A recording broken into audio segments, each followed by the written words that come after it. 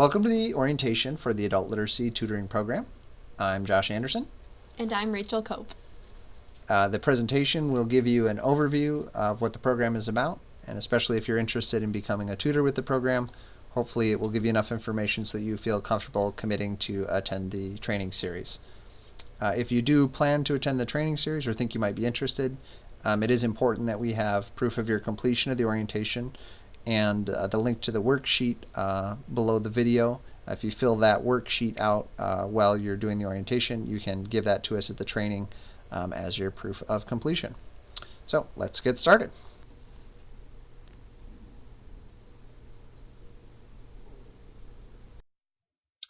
So what do we mean when we say adult literacy? According to the National Assessment of Adult Literacy, a more holistic definition is useful. You see our gal here on the right. She is juggling. Like all adults, life is not just one simple task. It's not just sit down and read a book. It's trying to run your whole life. So a more holistic definition is the ability to use printed and written information to do three important things: to function in society, to achieve one's goals, and to develop one's knowledge and potential. So the first part of our three-part definition of literacy is that literacy skills need to help you function in society. So we want to give you some examples of how this literacy definition actually plays out for our students. So as a first example, we had a student enter the program as basically a total non-reader, and one day he had been to the grocery store and he came back next week and told his tutor, "Hey, have you ever had peach crush? It's great." And she asked, "Well, how did you run into that?" And he said, "Well, I was at the store and I saw it and picked some up and it was pretty good." And she said, "Do you realize you read that?" So for this student, when he was going shopping, he was just picking things out based upon purely looks, and suddenly he's able to start reading and making his decisions about purchases based upon the text. So that's how literacy became functional for him. Another example of how literacy skills help our students function in society comes from an example of a tutor working with an ESL student. The tutor decided to take the student and her family on a field trip because they were learning about transportation. They decided to visit Chicago. This was the second time that this student had been to Chicago because previously she was nervous to go alone. She didn't know how to read the bus schedule. She didn't know how to read the map. But with the assistance of her tutor, they were able to go and have a really wonderful time. And now the student is very excited to take her family and her husband down to the city again for more trips. And a final example of functional literacy, we had a student who came to the program actually while she was recuperating from an illness in the nursing home, and wanted to go back to living independently. And because of her low literacy skills, simple things like being able to read recipes and actually follow them to cook from them were difficult for her. So one big thing she worked on with her tutor was learning to read recipes and follow them. And she was actually able to go back to independent living in an apartment and use those skills for herself. The second part of our definition of literacy is that students need to be able to use printed and written information to achieve their goals. One specific goal that we see a lot with our students is parents being able to help their children with homework. The child might come home with something that the parent doesn't feel comfortable doing or doesn't know how to do. So part of being in the literacy program is that they gain skills to help them better assist their children. Another goal that students often want to achieve is a better job or really a career, something that they can make a decent living out of. One example, we had a student who came to the program reading at about the 4th grade level and had struggled and strived to complete a certification program for heating, ventilation, air conditioning, HVAC. And he was able to complete the program with a lot of hard work and effort. But when he heard at the end of the program about how he'd have to fill out orders and explain the work he had done in writing to his future employers, he didn't have the nerve then to actually go and apply for work. So after coming to the tutoring program, he was able to improve his skills a little bit, and now he's working heating, ventilation, air conditioning jobs. And he still doesn't feel 100% comfortable in those situations where he has to communicate about his work in writing, but he feels comfortable enough to give it a try, and he's still working to improve his skills. A final example of a goal that tutoring students want to achieve is passing the GED. We work with the students to build up their basic reading, writing, and math skills so that one day they can pass the GED. So even though we don't offer direct preparation for the test, we build a foundation of skills that students will need to achieve their future goals. The last part of our definition of literacy is that you can use printed and written information to develop your own knowledge and potential. And this looks different for our students depending on what age they are. Again, a couple examples. First, we have a young student right now who is still living with family members in her 20s and not very much independence. She's worked a little bit but doesn't make enough to support herself and live on her own, and realizes that she'll need to have more skills in order to find work in a career that will enable her to live fully independently. She knows she has the potential, but without the skills she might not be able to do it. We also see a lot of parents, especially in the ESL program, who need to build up their English language skills so that they can be independent from their children. We find a lot of times our ESL parents need to rely on their children for things such as translating when they go to a restaurant or translating at the school district between a parent and teacher meeting. And so it's very important for these parents to build up their English skills so that they can care for their children rather than have to rely on their children to support them. And as a final example, you had a woman who is maybe the kind of student you traditionally think of as a literacy student. Growing up, she lived down south, and at the age of 7, they pulled her out of school and asked her to work on the farm. So she really never had an opportunity, and she raised up her kids, and all 5 of them went off and got college degrees. And she came to the program at age 73 and said she wanted to learn how to read. And most of what she ended up working on was she was a great cook, and she started to record some of her recipes and be able to read and share those with her family. It's just a great chance for her to finally be able to do something that she knew she could do, but with her work raising her family, she never had the chance before.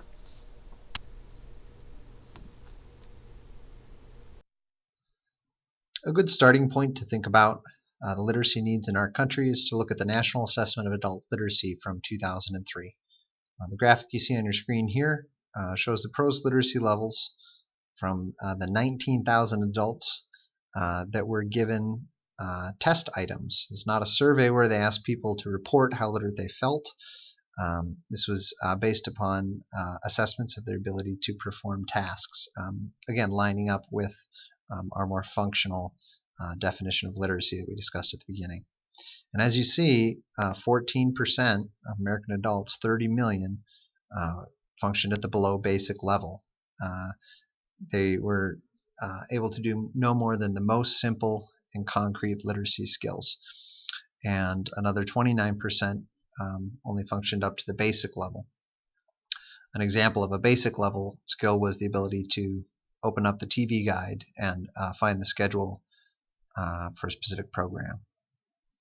So we have millions and millions of adults who are either able only to do just the bare minimum of daily activities or are even struggling to complete those daily activities and are in need of development of their skills if they want to be able to better manage their lives and seek better employment opportunities. So we've seen that there are millions of adults in the U.S. who need to improve their skills.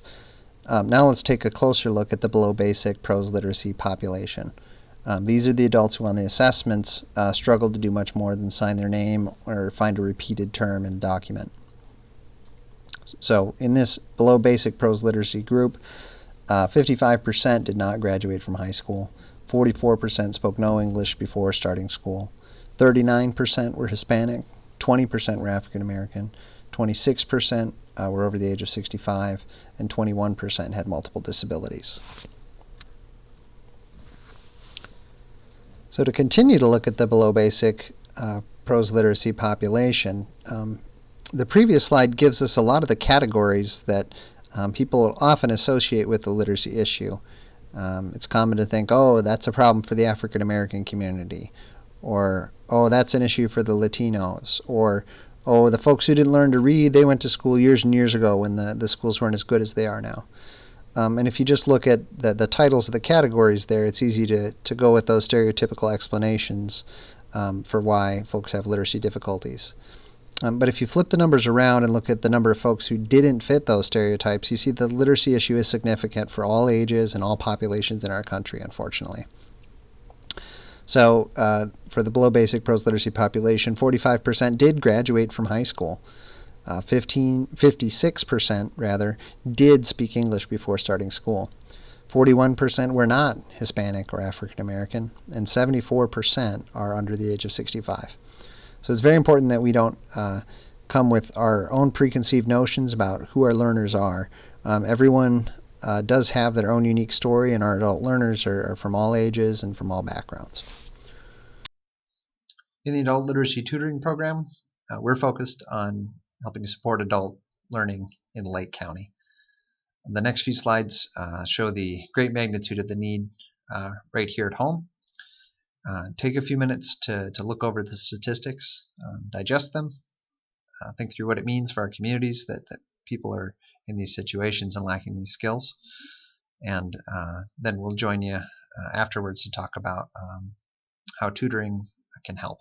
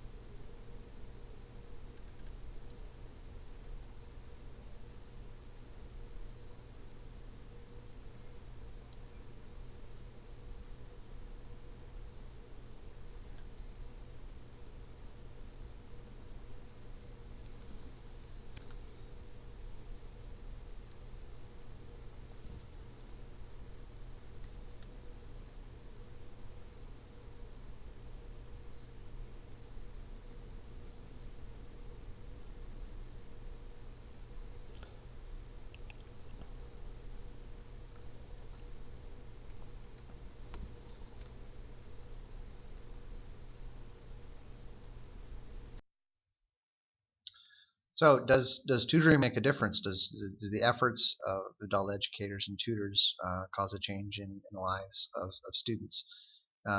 There has not been a lot of study about the impact over time of adults' participation in programs. The one longitudinal study that was conducted by Portland State University did show a pretty striking difference between students who, over the course of a 10-year study, participated in more than 100 hours of adult education programs and those who did not. It was a $10,000 annual earnings difference, which is a significant change. Additionally, each year when we look at test scores for our program, one metric we use to measure progress, a student that meets with a tutor consistently will usually show about a half grade level improvement on a standardized test score over the course of a fiscal year. So there is financial and academic improvement seen from data sources.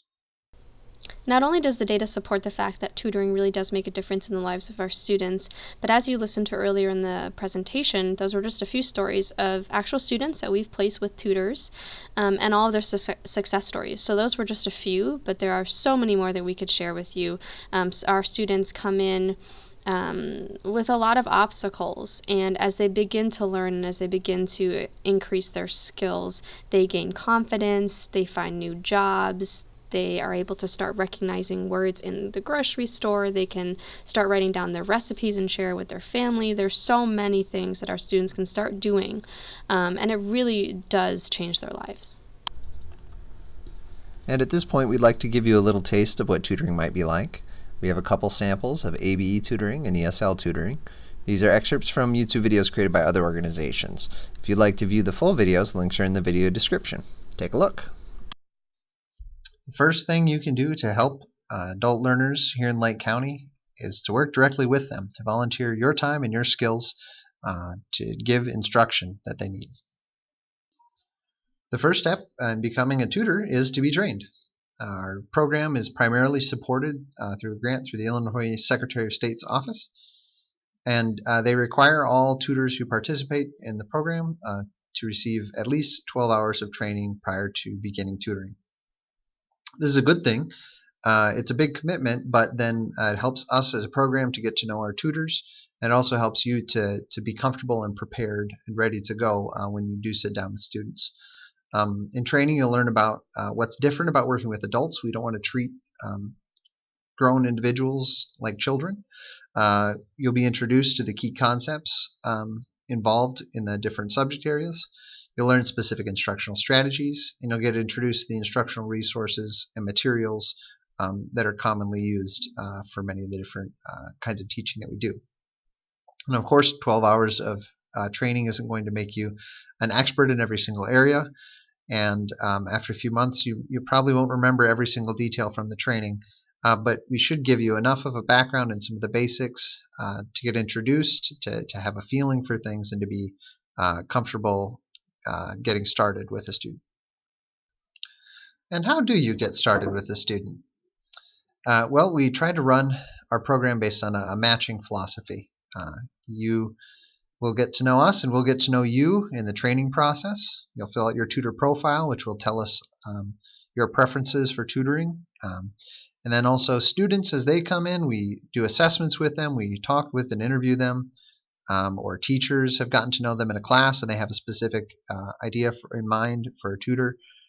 In any case, we're matching a tutor up with hopefully the right learning situation, with the right personalities, and then with the right schedule and availability for time and location. This is a good time to point out, though, that although we serve all of Lake County, more of our needs are focused in the northeastern part of the county, with many matches meeting in Waukegan, Zion, and North Chicago. We have a good partnership, especially with the College of Lake County, so many matches also happen in the Grays Lake area. Outside of those areas, matches are, the need is not as great for matches, and it may take longer for you to be matched after training. We don't want to set you up with unrealistic expectations that the day after training, the whole cohort of tutors will be matched up with new students and ready to go. It does take time, and it is based upon the needs that we become aware of. So if you are not very flexible in terms of time, there are very few times when you'd be available to tutor. If you're not flexible in terms of the location and you don't live in one of the areas where we have more need for tutor matches more frequently, please be aware of the fact that you may need to wait a significant amount of time before you receive a match, and go into the training with that in mind. If you do have any questions or concerns about that, please make sure to talk to staff before committing to the training. To give you a little bit more detail about the matching process, this map shows some dots. Then the size of the dots on the map here of Lake County indicate the relative frequency of which we make matches in different areas. So as you're thinking about your own availability, think about which of these areas you might be available to tutor in, and the size of the dot should give you an idea of how quickly we might be able to find a match for you to meet in that area. And the final element of being a tutor is receiving ongoing support, either from an instructor in a classroom or from program staff. You will get help setting objectives for your students, having access to the appropriate instructional materials, having good space to meet, getting advice and assistance when issues come up where you're not sure, and being able to evaluate and check progress for students. Again, we don't expect you to be an expert. We know that you're getting some training, good training, but that it's limited, and we will make sure that you have the support that you need in order to be effective. So we'll train you, we'll match you up, we'll support you, and then we ask you to report back on the work that you do. Whether you're matched in the community or in a classroom, we'll provide you with the appropriate forms and the schedule for your reporting. We'll ask you to share information about the time you spend, but then also about the accomplishments of your learners and their progress and stories of their success. This helps us to see the value of all the work we're doing behind the scenes as staff, but then also it helps us to justify to the folks who fund the program the impact of their dollars. Our main funder is the Illinois Secretary of State Literacy Grant Program. They do a fabulous job of providing student-centered learning opportunities where students get to really work on the skills that they most need and to work towards their own goals. They also fund our Families Learning Together program here at the library, and we're very grateful to have them as a partner. So within the Adult Literacy Tutoring Program, there are two types of tutoring that you might do. The first is Adult Basic Education, or ABE, and that always means reading, writing, or math instructions for adult learners who tested at below a 9th grade skill level. Most of these students were born here in the U.S., grew up and went through our school system, and didn't find the success they were looking for, didn't develop the skills that they needed. Some students now are transferring over from ESL classes or tutoring program after they've developed more English language skills. They become adult basic education students. So at higher levels, you may also see students for whom English is a second language. The other type of tutoring that you may be able to do is English as a second language. This is conversation-focused tutoring, but the student will also receive reading and writing instruction in English. We see all different types of students, all different types of levels. Some start at the very beginning level with absolutely no conversation skills, while some are pretty conversational but lack the ability to read and write, for example. Additionally, as a tutor, you are not required to have any foreign language skills. That is not a requirement, and usually it is better, and it forces your students to really practice their English. And at this point, we'd like to give you a little taste of what tutoring might be like. We have a couple samples of ABE tutoring and ESL tutoring. These are excerpts from YouTube videos created by other organizations. If you'd like to view the full videos, the links are in the video description. Take a look. Before we begin classes, I want to find out if this information is correct. Is this your name? Maria Elena Rodriguez. Okay. And is this your correct address? Yes. Okay. And is this your telephone number? Or is your telephone number different? This is your correct phone number? It's correct. Good. Maria, what country do you come from? Where What, again? Can you repeat for me? country? What country? Yeah, what country? I'm from the United States. What country are you from? My country is Mexico. Mexico. Well, that's so nice. How long have you been in the United States? 2 years. 2 years. In the Chicago area? You live in this Chicago area for 2 years? Yes. Good. How many sisters do you have? Two sisters, Okay. 5 brothers. Oh my gosh, 5 brothers. You have a big family. 2 sisters, 5 brothers, and you. There's 8 children? Yes. Oh my gosh, that's a lot. I only have 1 brother, so we have a very small family. Okay. It's very nice to hear about your family. I brought some pictures to show you.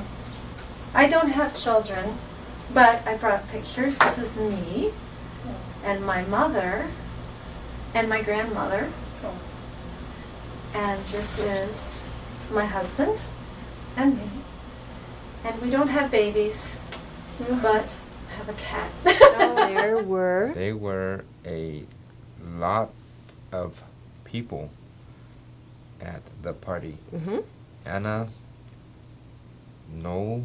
knew She knew. some of them. Lucy did not know anyone, but Anna.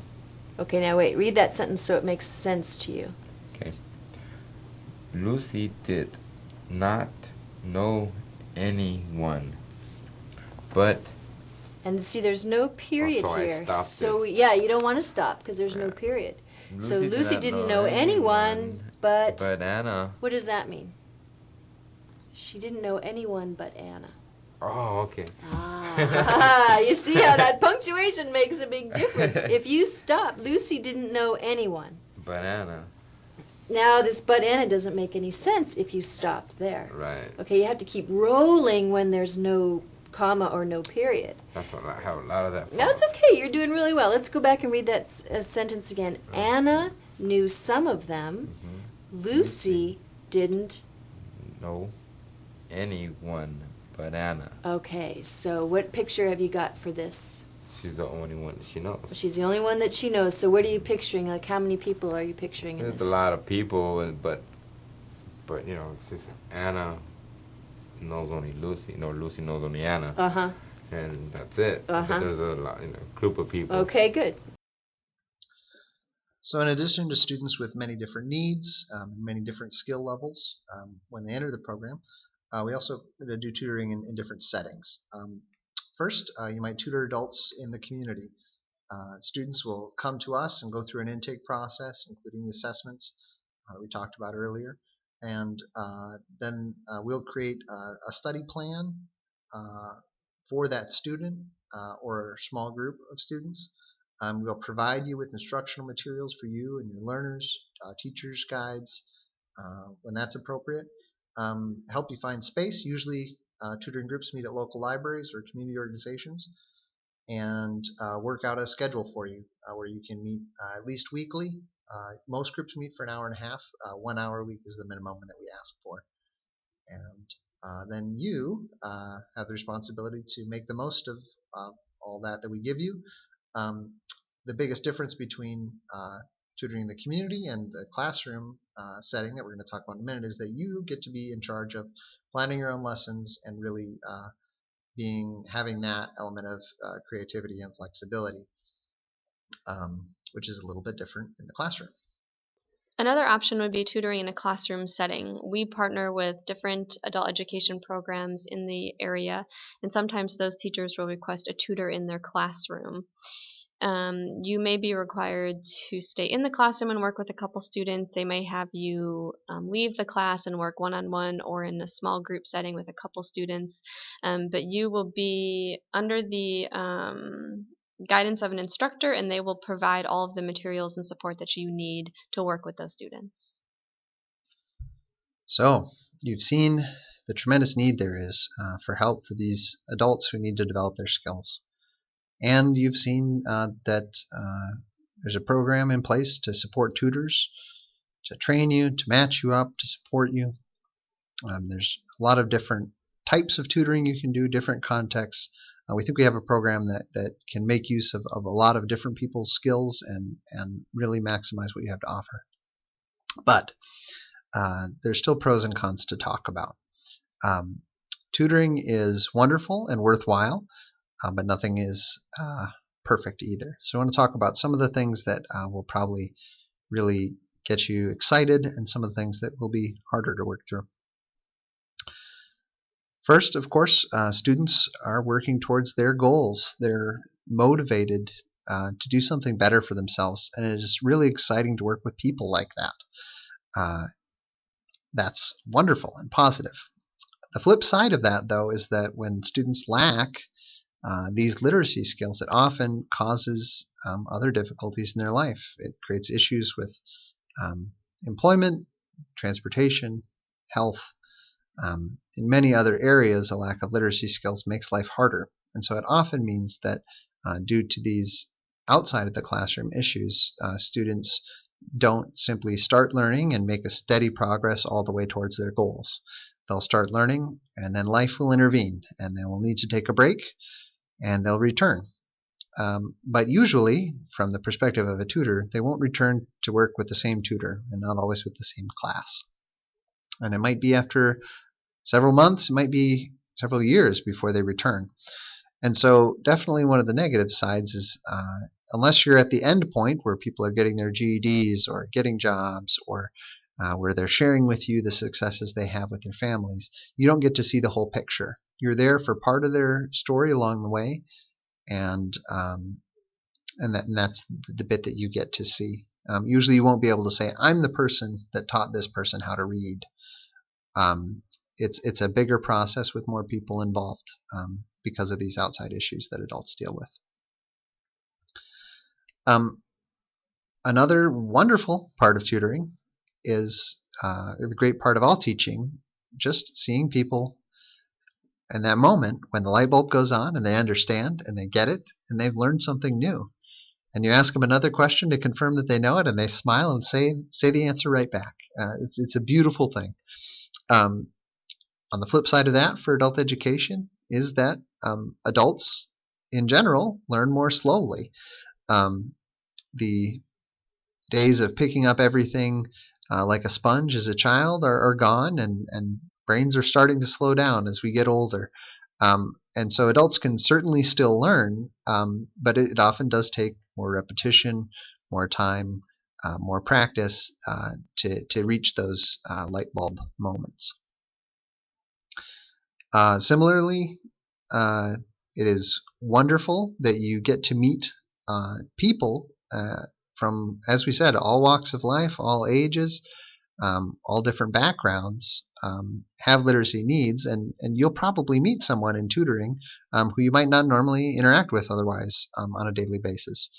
And tutoring is a fairly intimate relationship in the sense that you are really investing in people, and they appreciate it. So they often will share some of their lives with you, and so you'll get to know interesting people, become friends with people who otherwise you probably wouldn't have met, and that's a great blessing. On the flip side of that, often difficulties with literacy skills mean that folks aren't as familiar with institutions and expectations around appointments and attendance and these kinds of things.